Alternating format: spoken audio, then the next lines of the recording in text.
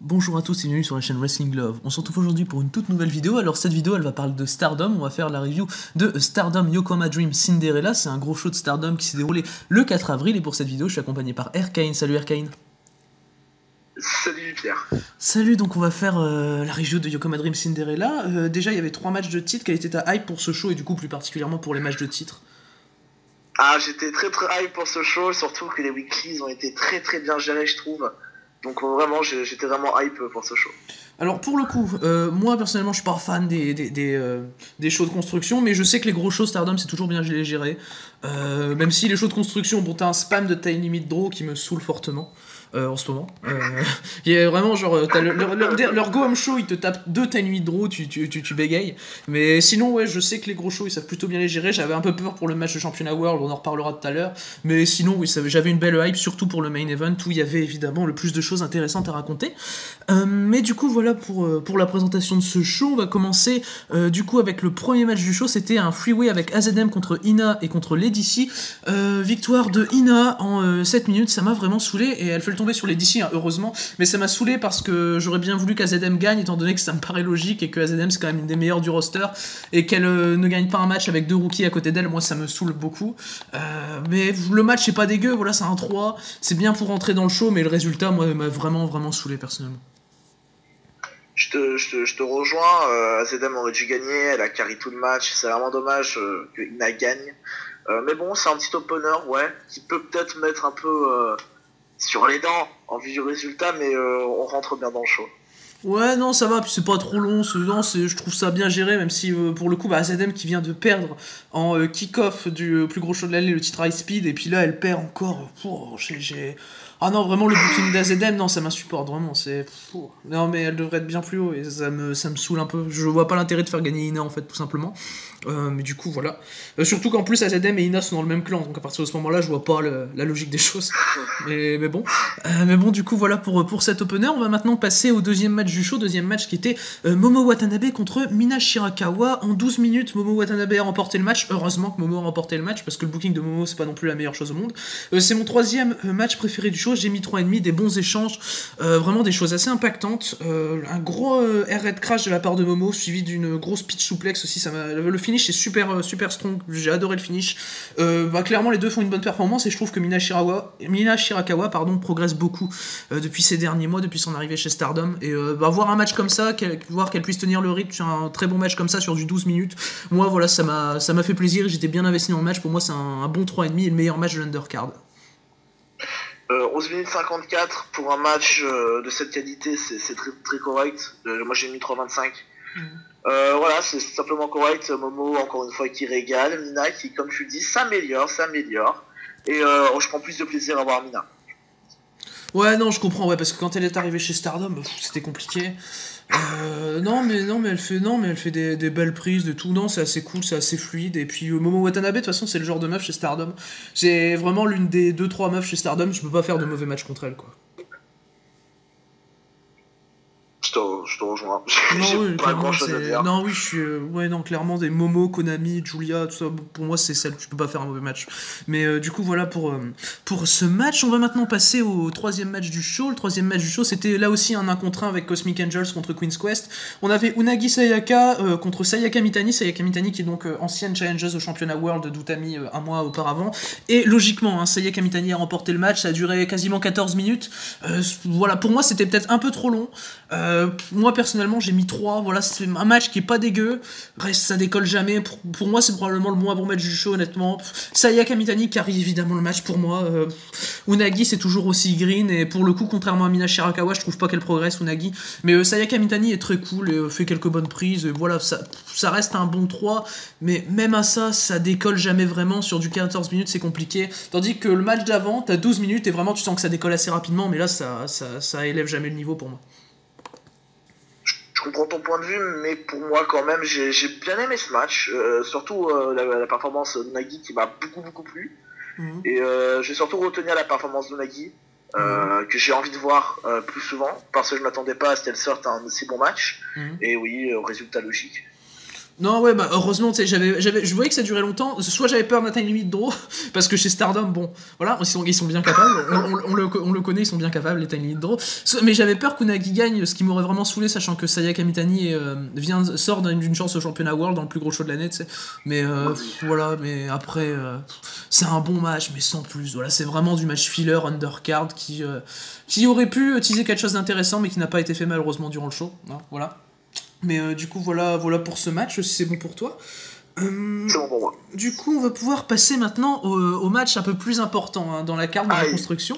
On commence maintenant avec un Elimination 5 contre 5 où on avait Oedo Tai contre Stars. Alors j'explique déjà les règles de 5 contre 5. En fait, la dernière éliminée de son équipe pour le 5 contre 5 doit rejoindre le clan adverse. Bon, voilà.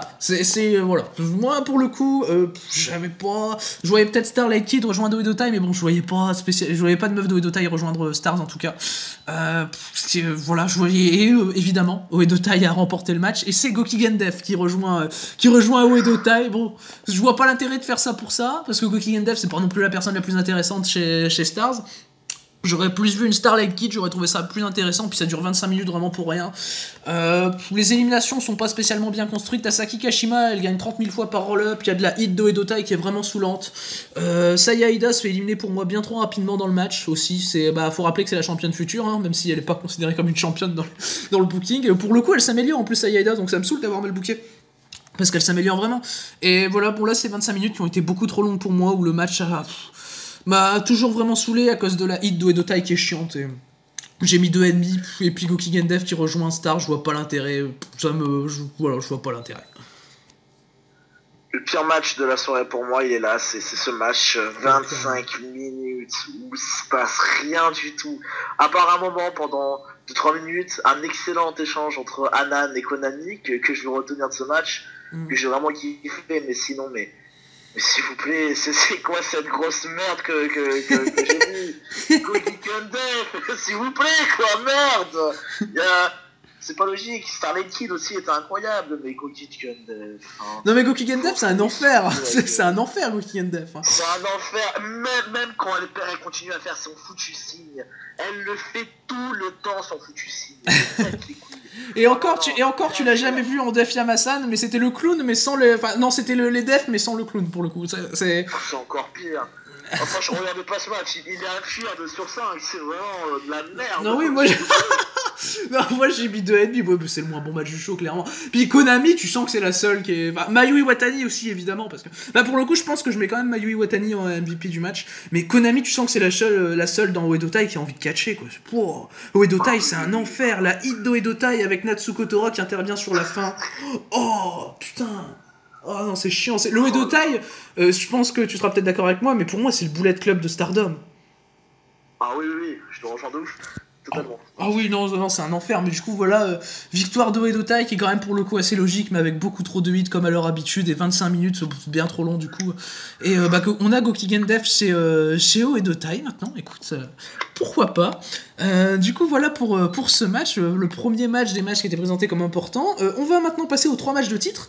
Les 3 matchs de titre, donc on avait le Wonder, le World et les Goddess qui étaient défendus lors de ce show. On commence avec le championnat Wonder of Stardom. Tam Nakano qui faisait sa première défense de titre affrontait la championne High Speed Natsupoi qui est championne pour le coup depuis un mois, depuis le même jour où Tam Nakano avait remporté le titre Wonder. Là pour le coup le match c'était que pour le titre Wonder. Pour moi c'est le deuxième meilleur match du show, j'ai mis 4 étoiles. C'était excellent, la fin me dérange un peu, t'as beaucoup de no-sell sur la fin, beaucoup de choses qui sont assez mal amenées.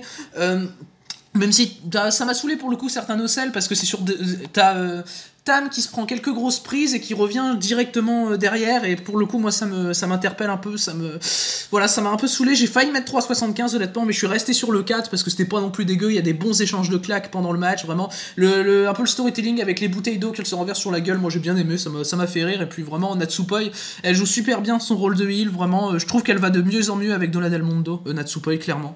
Et ouais, pour moi c'est un bon 4 étoiles, et le règne de Tam Nakano qui commence quand même très bien, hein, clairement, avec ce très bon match contre Natsupoi, et la victoire de Nakano est logique. Je vais être un peu plus sévère que toi dans le sens où j'ai pas réussi vraiment à accrocher à ce match malgré les deux catcheuses présentes, hein, comme tu l'as dit, Il y a eu de bons petits moments cool dans le match. Avec les bouteilles d'eau, c'était un bon moment à regarder. Il y a eu un bon selling. Mais j'ai pas autant accroché dans le match que toi. J'ai mis 3,50. Ouais. Mais voilà, pour moi, c'est pas forcément un match à retenir. C'est une conservation de titre logique. Ouais, non, mais moi personnellement, il y a quelques séquences qui m'ont bien plu quand j'ai regardé. C'est genre un moment, le single leg crab de Natsupoi sur Tam. La séquence m'a bien plu. C'était vraiment une soumission qui était longue, mais tu sentais que c'était pas pour rien, quoi. C'était bien amené. La suite des choses est assez bien amenée, et malgré le manque de selling sur la fin. Pour le coup, j'ai pas trouvé le selling ouf, contrairement à toi. Mais ouais, le manque de selling sur la fin me fait descendre à 4. Mais j'hésitais longtemps entre 4, 4,25. Puis j'étais à la limite du 3,75 honnêtement, parce que le finish n'est pas assez amené du tout. Mais voilà, ça reste un très bon match Wonder, et pour moi, ils leur ont donné le bon temps, 18 minutes. Voilà. Et puis tu sors du match élimination, tu tombes sur ça, la qualité change beaucoup aussi, et je pense que c'est ça qui m'a fait noter le match jusque 4. Tu sors du truc avec Gokigen Dev, tu tapes des échanges Tam Nakano Natsupoi, enfin voilà, ça change beaucoup. Mais du coup, voilà pour ce match, le championnat Wonder of Stardom. On va maintenant passer au match pour le championnat World of Stardom. Utami Hayashishita défendait son titre contre Bea Priestley. Ça a duré 21 minutes, victoire d'Utami Hayashishita qui conserve logiquement son titre.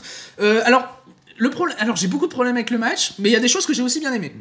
Alors c'était très compliqué, j'ai mis 3,25 vraiment sur la fin où elles ont réussi à remonter un peu dans mon estime, mais vraiment dès le début t'as trop de séquences à l'extérieur du ring pour rien, trop long pour rien, tu sens que ça tire vraiment sur le temps pour rien, et vraiment je me suis dit putain y a pas de storytelling dans le match, ça me saoule vraiment, et t'as des spots qui prennent trop leur temps, le double foot stomp à travers, sur la table de la part de Bea Priestley sur Utami à l'extérieur du ring, ça m'a vraiment saoulé, enfin voilà, il y a quelques spots comme ça, puis quand elles reviennent dans le ring, juste après elles repartent à l'extérieur, et ça aussi ça m'a saoulé, mais vraiment il y a des éléments plus tard dans le match qui sont très très bien. Il y a Utami Hayashishita qui se dégage du Queen's Landing de Bea Priestley, et c'était avec cette prise là que Bea l'avait battu en 2019 pour conserver son titre World. Donc là pour le coup ça m'a parlé tout de suite, ça m'a plu, je me suis dit enfin du storytelling. Même si Bea dans son heel work reste toujours assez gênante, ils réussissent à mettre quelques éléments qui sont assez cool. À la deuxième tentative de Queen's Landing de Bea Priestley, Utami contre. Et moi j'ai bien aimé parce que fallait pas qu'elle se le prenne une deuxième fois puis qu'elle se redégage, pour le coup ça m'aurait saoulé. Mais voilà, c'est vraiment, ça a été bien géré sur la fin. J'ai mis 3,25 parce que l'ensemble du match est pas spécialement à retenir, et c'est pour moi de toute façon le moins bon match de championnat World of Stardom depuis très longtemps. Et de toute façon on parlera de l'après-match après, mais je comprends bien pourquoi a été fait ce match.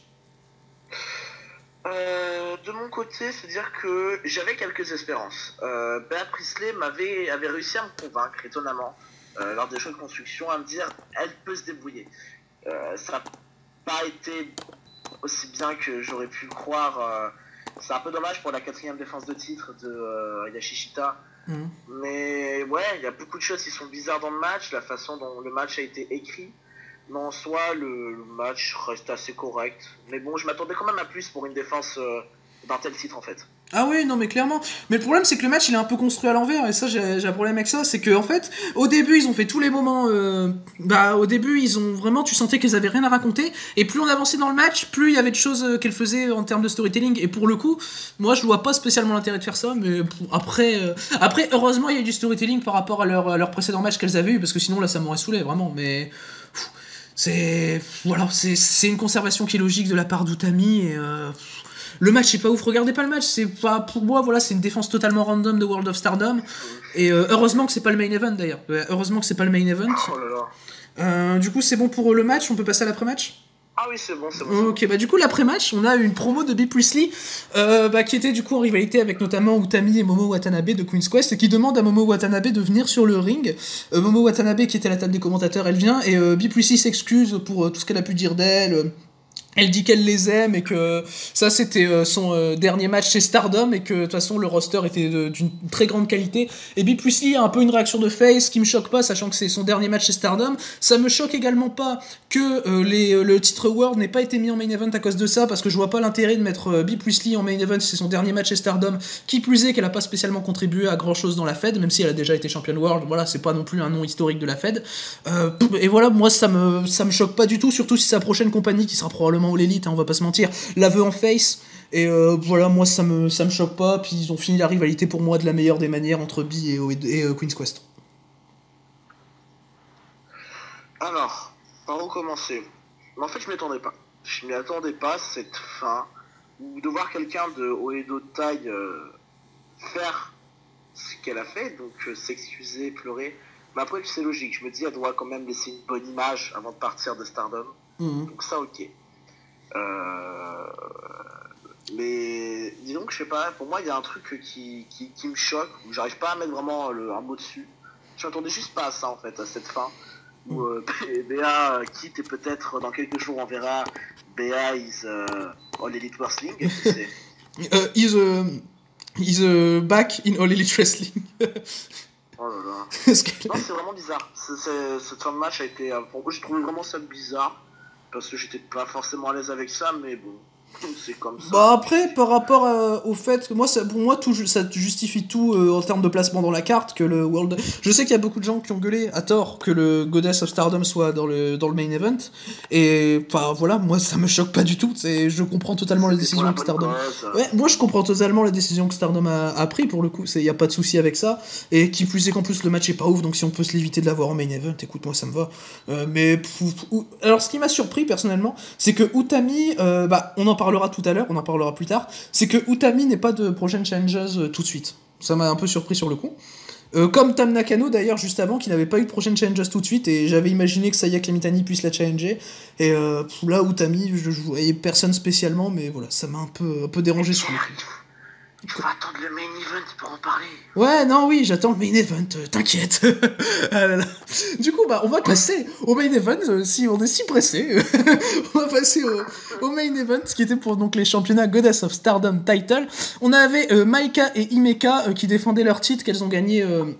mi-février, contre Giulia et Syuri, donc c'était un clash Donna Del Mondo contre Donna Del Mondo, clairement, voilà, il y avait beaucoup de choses à raconter, c'est normal que ce soit en main event, étant donné que c'est le match où il y a les choses les plus intéressantes à faire, à raconter, et clairement c'était un très bon match qui a duré 29 minutes, et Giulia et Syuri ont remporté les matchs, remporté les titres, j'ai adoré le match tout simplement, pour moi c'est du 4-25, clairement, ça frôle le 4,5 de mon côté, mais ça reste du 4-25, parce que j'ai pas eu, voilà, j'ai quand même de la difficulté à lâcher le 4,5 personnellement. Mais voilà, ça reste un excellent match. Tu sens qu'il y a une super alchimie entre les filles, un super storytelling avec les séquences où Maika contrait le finisher de Giulia, c'était super parce que tu sens que les meufs se connaissent. Enfin voilà, il y a beaucoup de finishers qui sont contrés. Moi, ça m'a plu pour le coup, étant donné que c'est par rapport au storytelling où toutes les meufs se connaissent super bien. Moi, ça va pas me choquer plutôt qu'un teasing de finish banal dans un match banal. Voilà, là c'est très bien fait, très bien ficelé, tout du long, bien construit. 29 minutes où je me suis jamais emmerdé, où même Himeka fait vraiment une très bonne performance. Et non, clairement, de toute façon, l'équipe Giulia Syuri, c'est génial. Et les échanges dans le match étaient super bons, clairement. T'as des spots, ils sont magnifiques. Et super performance de la part des 4. Et pour moi, c'est un gros 4-25. Et la décision la plus logique, c'est-à-dire de donner les titres à Giulia et Syuri, a été prise. Ma hype, elle est montée pour ce match. Parce que j'attendais énormément de ce match, Donna Del Mondo contre Donna Del Mondo, et parce que les 4 se connaissent, ils sont dans le même clan, la même faction, donc on savait déjà qu'il allait y avoir une bonne alchimie, ça s'est confirmé, l'alchimie était excellente, les 4 se connaissaient, donc c'était assez simple de raconter une histoire, donc j'ai pu s'accrocher à ce match, et moi j'ai lâché mon 4,5 assez facilement. Moi quand vraiment les performeurs s'entendent dans un ring, c'est oui en fait. C'est une bonne alchimie, le match est super correct, des beaux échanges, on a des beaux mouvements tag aussi qui ont été effectués, surtout de la part de Giulia et Syuri. Et super content du résultat de ce match, super content de ce match, et on finit en beauté. Oh mais clairement, mais de toute façon je trouve que personnellement que c'est un super choix intelligent d'avoir mis les titres tags en main event, hein, même si bon, je sais que ça a été beaucoup décrié, hein, mais pour moi c'est un choix super intelligent, c'est quand tu vois le match, tu fais ok ouais c'est bon j'ai compris, et non clairement les deux équipes ont une super alchimie, et enfin pour moi Giulia et Syuri, pour moi c'est un bon programme pour eux d'avoir les titres tags, enfin surtout pour Giulia pour le coup qui vient de perdre le Wonder il y a un mois, bon ok je suis fanboy, mais pour moi c'est bien de lui donner les goddesses comme ça en patientant avant qu'elle aille remporter le 5 star en fin d'année, qu'elle ait remporté le titre World. Pour moi ça me paraît être un programme d'attente intelligent en tout cas. Je sais pas d'ailleurs ce que tu penses par rapport à ça, que Giulia serait la prochaine championne World. Ben, pour ça, bah écoute, est-ce qu'on peut parler de l'après-match? Et comme ça, je pourrais donner mon avis. Bah oui, vas-y, on va parler de l'après-match, puisque bon, on avait dit qu'Utami n'avait pas de challenges tout de suite, ce qui m'avait choqué au début, mais Utami est venue d'elle-même. Hein. Utami, voilà, elle attendait le main event pour vouloir sa challenges, elle est venue et elle a décidé que Syuri serait sa prochaine challenges, donc Syuri qui est déjà championne SWA et championne Goddess en même temps, qui aura donc un shot pour le titre World. Bah personnellement, je suis hype. Je pense possiblement que Syuri peut remporter le titre et le lâcher à Julia en fin d'année. Clairement, je trouverais ça logique d'un point de vue storytelling, voilà. Il y a plus d'histoires à raconter sur un Syuri Julia qui en plus eu lieu l'année dernière et qui était fantastique, et là tu me fais un autre Syuri Julia, j'ai ma hype qui monte à 100%, plutôt qu'un Utami Julia où les deux meufs font pas spécialement beaucoup d'histoires. Et ouais, clairement, je trouve que ça peut être un très bon move pour donner au final le titre à Julia.